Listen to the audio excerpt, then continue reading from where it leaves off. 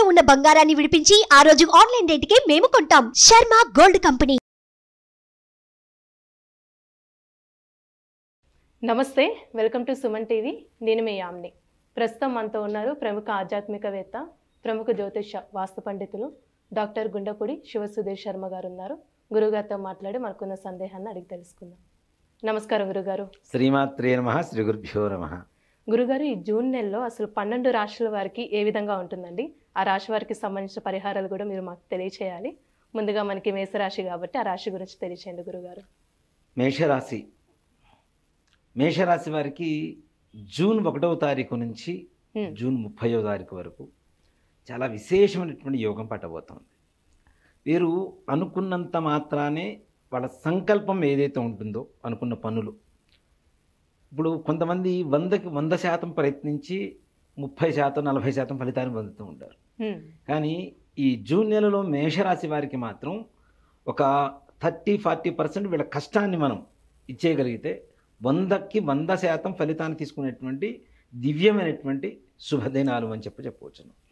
అలాగే విద్యార్థులు కూడాను ఎన్నో సంవత్సరాల నుంచి కష్టపడుతూ బ్యాక్లాగ్స్ కానివ్వండి, లేదంటే ఉన్నతమైనటువంటి ఉద్యోగాలకి, విద్యలకు సంబంధించినటువంటి పరీక్షలు కానివ్వండి, ఇలాంటివి రాయటం ద్వారా తప్పనిసరిగా అత్యున్నతమైనటువంటి ఉత్తీర్ణత పొందేటువంటి అవకాశం ఉంది.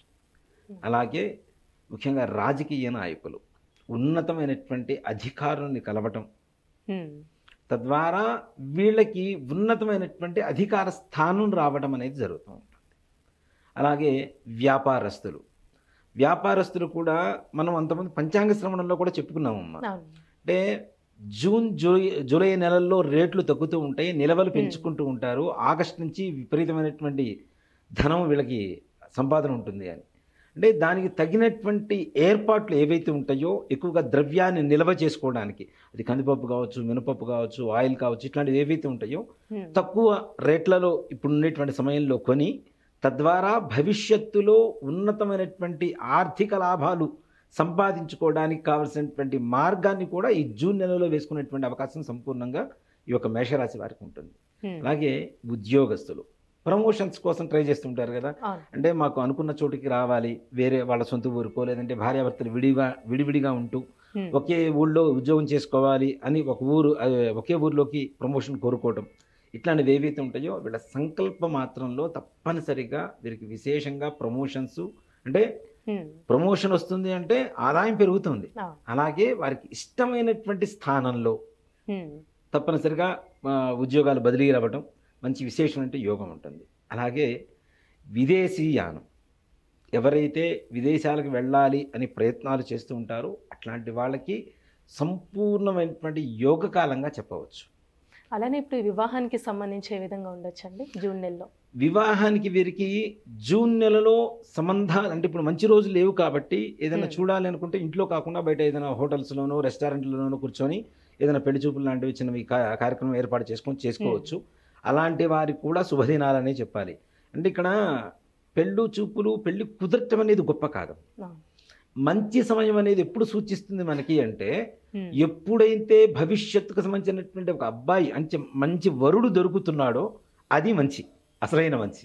అంతే కదా. పెళ్లి కుదరటం అనేది చెడ్డబ్బాయి మంచి అబ్బాయి కుదురుతుంది, పెళ్లి చేసేస్తాం, అది కాదు కదా. ఈ సమయంలో కుదిరేటువంటి వివాహాలు ఏవైతే ఉంటాయో భవిష్యత్తు మొత్తానికి సంబంధించింది కదా వివాహం అంటే. నిండు నూరేళ్ల పంటనే అంటాం పెళ్ళి అంటే.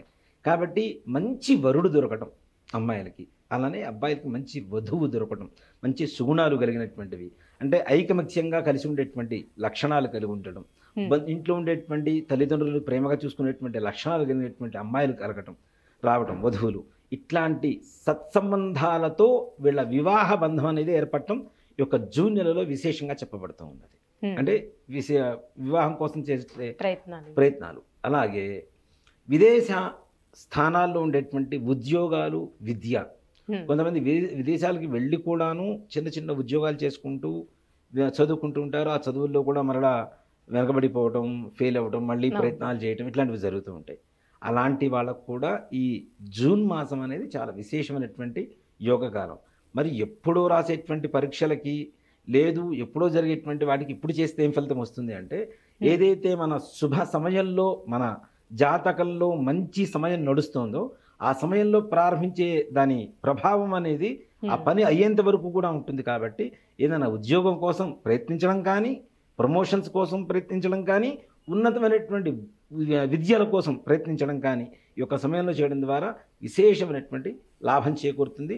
తప్పనిసరిగా తొందరగా అనుకున్న పనులు పూర్తవుతాయి. అలానే ఏమైనా ఆరోగ్య సమస్యలు ఉన్నాయండి మేషరాశి వారికి? ముఖ్యంగా మేషరాశి వారికి, ఆ రాశి వారికి అనారోగ్య సమస్యలు ఏమి సూచించట్లేదు, కానీ ఇంట్లో బంధువర్గం, అందులో మాతృవర్గ కుటుంబీకులు ఎవరైతే సంబంధికులు ఉంటారో వాళ్ళకి మాత్రం కొంచెం అనారోగ్యం సూచిస్తుంది. కాబట్టి తగిన జాగ్రత్తలు తీసుకోవాల్సినటువంటి అవసరం ఉంది తప్పనిసరిగా. అంటే పరిహారాలు అంటే ఏం చేసుకుంటే మంచిదండి జూన్ నెలలో? మేషరాశి వారికి ముఖ్యంగా అమ్మ రాహుగ్రహ స్థితి కొంచెం తక్కువగా ఉన్నది కాబట్టి, అనుకూలత తక్కువగా ఉన్నది కాబట్టి, ఈ రాహుగ్రహం బాగుండాలి అంటే మినుములు ఉంటాయి కదా, ఈ మినుములు తీసుకువెళ్ళి ఏదైనా దేవాలయంలో ఉండేటువంటి పూజారి గారికి కావచ్చు, అక్కడ పురోహితులు, మీ ఇంటి పురోహితులు ఎవరన్నా ఉంటే ఇంటి పురోహితులు కావచ్చు, ప్రతి శనివారం కూడా ఒక కేజీ బావు మినుములు తీసుకొని దాంట్లో ఒక మన యాష్ కలర్ క్లాత్ ఉంటుంది, అంటే బూడిద రంగు ఒక బ్లౌజ్ పీస్ తీసుకొని దాంట్లో మినుములు పోసి ఒక పీచు తీయకుండా ఉండేటువంటి కొబ్బరికాయ ఒకటి తీసుకొని దాంట్లో దక్షిణ తాంబూలాలు పెట్టి ఎవరికైనా దానం ఇచ్చి కాళ్ళు కడుక్కొని రావడం అనేది విశేషమైనటువంటి పరిహారంగా చెప్పవచ్చు. ఏ వారం చేసుకోవాలి? శనివారం. శనివారం. అలా ఒక 18 శనివారాలు చేయడం ద్వారా మంచి విశేషమైనటువంటి మార్పు కలుగుతుంది తప్పనిసరిగా. మంచి పరిహారం తెలియజేసే గురుగారు, ధన్యవాదాలండి. శ్రీమాత్రే నమః, శ్రీ గురుభ్యో నమః. సుమన్ టీవీలో మీ పర్సనల్ అండ్ బిజినెస్ ప్రమోషన్స్ కోసం కింది నెంబర్కి కాంటాక్ట్ చేయండి.